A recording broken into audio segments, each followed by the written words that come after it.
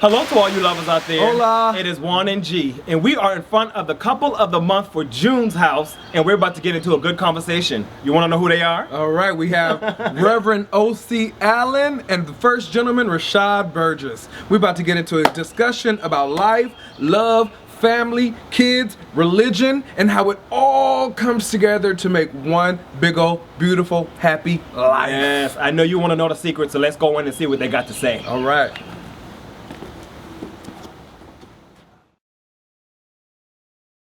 Juan and G here again on Love Works with June's couple of the month. Wow. Bishop O.C. Allen, say hi to the lovers out there. Hello. First gentleman, Rashad Burgess, say hello. Hello. All right. How are you guys doing today?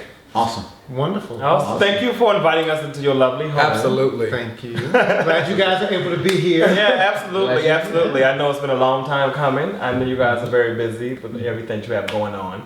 But let's jump right into the good stuff so we don't take up too much of your time. Sure. So first tell us how you all met. Give us the love story. Oh Lord. And I'm sure you've told them a million times. We don't have enough time. The Cliff Notes version. So I'll start it, and you'll know where to pick up. Okay. Yeah. We met in actually Chicago, Illinois. I was living in Los Angeles, and he was in Chicago. We met at a conference, Okay. and we had a whole lot of energy going on. Just What kind of energy? chemistry. You know, we were just really, you know, it was unspoken. I mean, we didn't know each other, and we were there for the conference, right? And so I think we, you know, really focused on the conference, and just I don't really remember the very moment I saw him, but I remember the moment I saw you. let me finish. It's just like G always cuts me off in my story. But when I first saw him, I was taken back. I mean, and of course I tried to act a little, you know, real nonchalant, you know, like whatever. But I mean, he was beautiful and just intelligent. I believe I heard him say something in a public forum, and I was just so impressed. You know, he was smart and, you know, accomplished and all of that. And so we were very drawn to each other, and so I felt you were giving me that energy? I noticed you. So it was mutual. It was mutual. Okay. No, it was very mutual. Finish. And so this was a conference for Black gay men. It was called, and I think this conference still goes on. Adodi. It was a retreat. Conference. Okay. And so it was and what was really great about this retreat is that it wasn't just about socialization. It was really about bringing Black gay men and spiritually rebuilding them. Okay. And so I think that's important context, because so that was the context in which we met and we first laid eyes on each other. And so, you know, we were throwing eyes across the room. You know the double look, right? Yeah. Or the triple look. Yeah. And but it was definitely like something very, very special.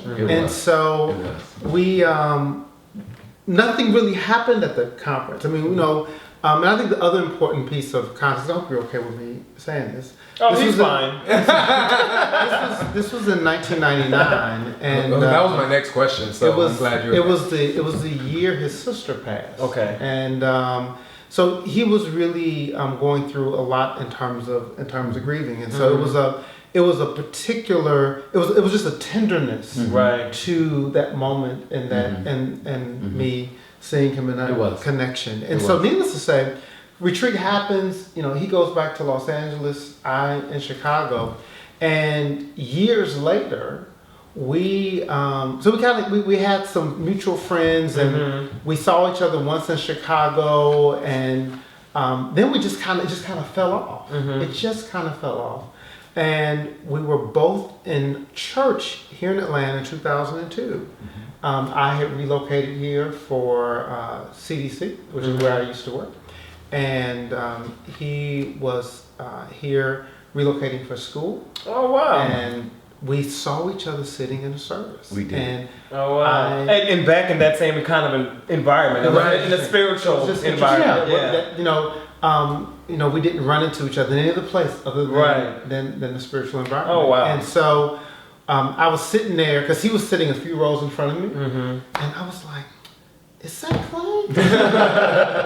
And I remember thinking to myself, "No, it can't be him because he's in Los Angeles." Yeah, he thought I was in LA. Uh-huh. And we ended up not connecting the after church that Sunday, and we saw each other the next Sunday, and I was like, "Oh yeah, that's definitely him." And we connected, and we made plans to have dinner. Yes. And then we had dinner the following Sunday. Now was that a date, or was that like, oh, let's Well, catch up? we didn't know. Okay. We didn't know. I think We really wanted to reconnect Yeah. and have dinner after church. Okay. But I mean, obviously, it was like, oh my That God. energy was Oh so my God, he's Right. here. I wanted to know what was going on. Well, no, when you said what was going on, you guys both knew. Oh, because it was a conference of black gay men, so you obviously knew each other was gay. Oh, Oh, yeah. Okay. honey, that I got happened you. first.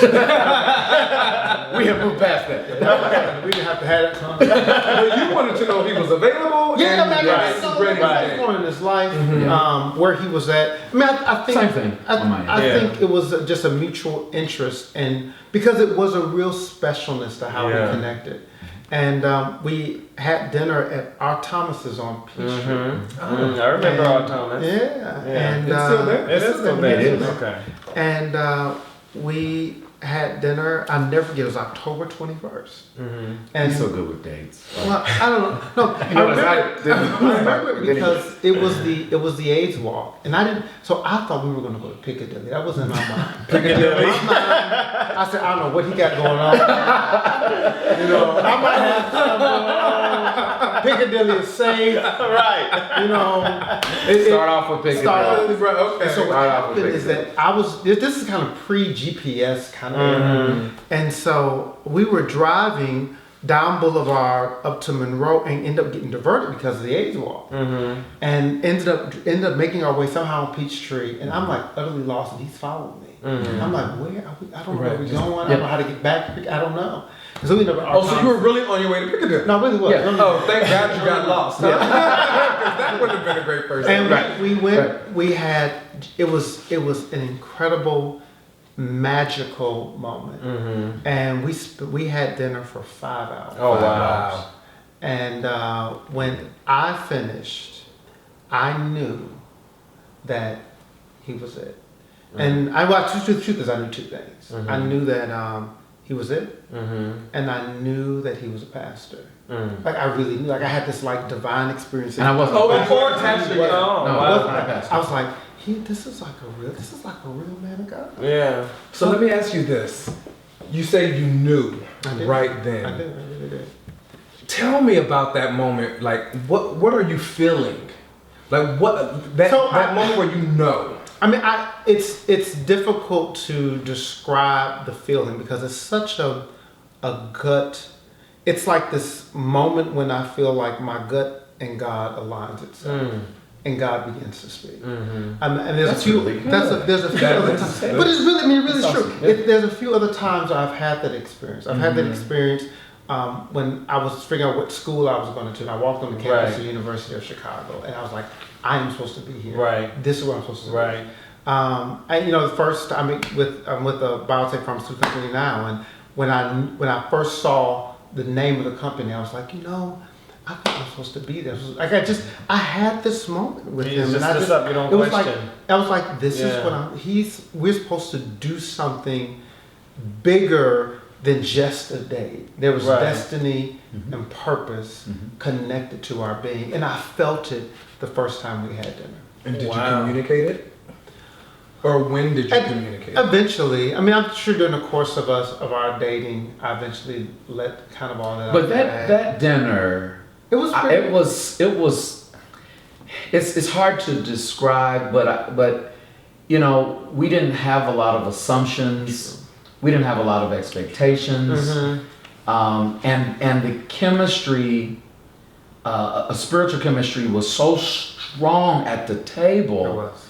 The conversation was so deep. It wasn't about what was going on in the world today or anything like that. There was a depth to it that really sort of informed both of us that there is something going on Right. much bigger than ourselves. Now, at this point, had you had hopes and dreams of becoming a bishop? No. No. I've been a minister for many years. Okay. I've been preaching for years. I grew up in the church, all of that. Okay. And so I was just simply relocating. I was in church. Okay. But I wasn't a minister, and I hadn't joined a church at the time, actually. But my faith is very deep. Mm-hmm. You know, I'm a very a passionate person about my faith, and so is he. And I think that's one of the things that just sort of came out in various ways in our conversation. Just the depth of spirituality that we both had, and our hopes and our dreams. That we talked a little bit about what we wanted to do, and I was so taken by his accomplishments. You know, University of Chicago and CDC at the time, just all of these different things that he was doing, which meant to me that he was very tenacious and very focused and knew what he wanted in life and the path that he wanted to take. So that for me, that added to this depth that I felt at the table. I really felt like our purposes and our destiny was meant for each other. Yeah. Like you were there to carry each other's individual destiny. So the way I think about it, And corporate destiny. I think about this now, and I've thought about through the entire time of our marriage, our relationship in marriage, is, you know, am I a better me because of my marriage to him? And the answer is yes. Yeah. And sitting at that table, while I probably couldn't articulate it on October 21st, 2002, I definitely could feel my destiny and purpose bubbling up and speaking or responding to his voice. Right. And his presence. Right. And I think that kind of set us on course to where we are today. So here you are. That is so beautiful. I mean, like I'm sitting here. I'm a very emotional guy. Yeah, I'm really sitting here So fighting back tears because it's just such a beautiful story. And I see a lot of parallels in your story to ours. And it's just amazing to me. And to hear you say magical, you know, that's how I always described our meeting. So that's why I want to know how you felt because it was just so strikingly similar, and I just think that is beautiful. So you're better for having met each other, and the world is better for having met you two having met each other. And I want you to know that as well. So.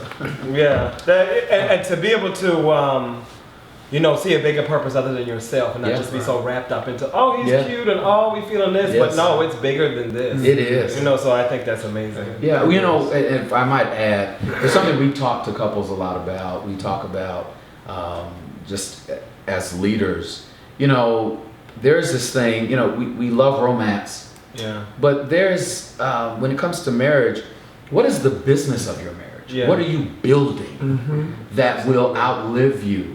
That will outlast you, your legacy, whether you have children or not. When you leave, people should know that you're here. Right. And what better opportunity when God sends you somebody to build with, to share with, you know. And I think it's important that we reinforce and encourage couples to see themselves as, you know, not the robot transformers, but you know, transformers, world transformers, that you use your marriage to build something, not just to go on nice vacations, not to just have. But the vacation is nice. Yeah, vacation. All of it. Awesome. Need the vacation. But it shouldn't be just about that. What will you do? What will you? This is why we are so profoundly honored to know you all. Because you have done something with your connection. Thank you.